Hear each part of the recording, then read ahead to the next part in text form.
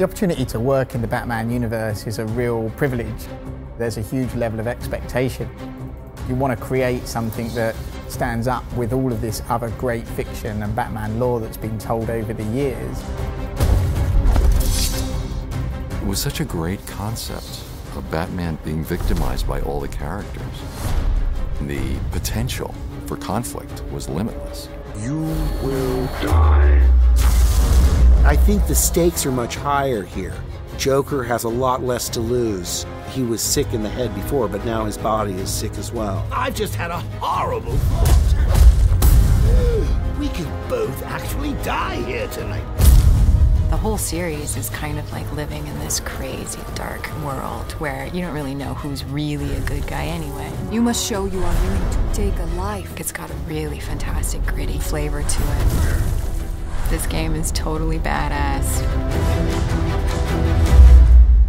Writing a story for a game is completely different, I think, to writing a story for a film. We're regularly writing hourly crescendos in our story to keep people playing, to keep them interested.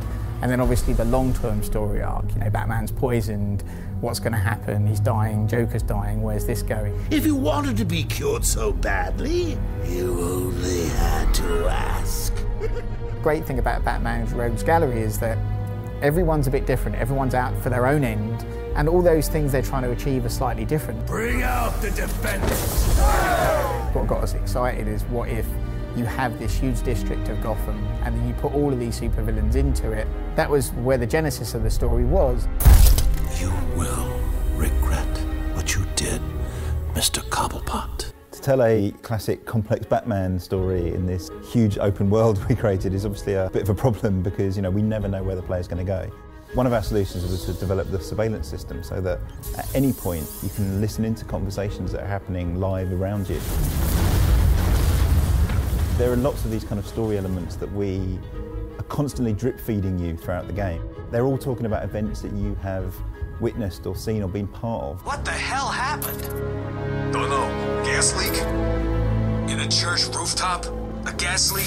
No way. We'll write a ton of stories around the main story because we want to make sure that everything's consistent. So we go in and we'll write a story about Penguin. How did he get there? What was he doing before he came to Arkham City? Where does he go after Arkham City? And we'll do that for every character.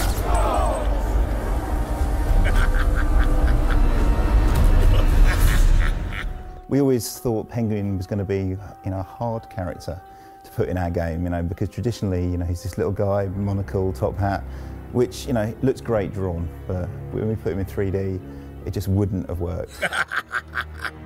Our very first conversation on Penguin was, you know, we should make him this kind of Cockney gangster. And then I think I joked we should shove a bottle in his eye for the monocle. And I don't know if it was Jim or someone from DC, it straight away went, that's awesome, let's do that. And you know, it's that kind of relationship that really helps us take these characters and push them to new places. Or you're gonna be a good boy and give up nicely. You're not giving orders here anymore, Cobblepot. Anyone who's finished Arkham City will know that, you know, it doesn't end well for Harley Quinn, and you know, she's now got a bit of an axe to grind with Batman. Surprise, B-Man! With the DLC, it's enabling us to tell the story of Harley Quinn's revenge that follows shortly after the events of Arkham City. The player actually switches roles between Batman and Robin, the two kind of working cooperatively. You're late, Batman. Late, late, late. We spent so long working on the mechanics, working on how to tell stories, building the characters, you know, building this playground. We could almost be more ambitious and create a storyline that ties up loose ends and really makes sense in our universe.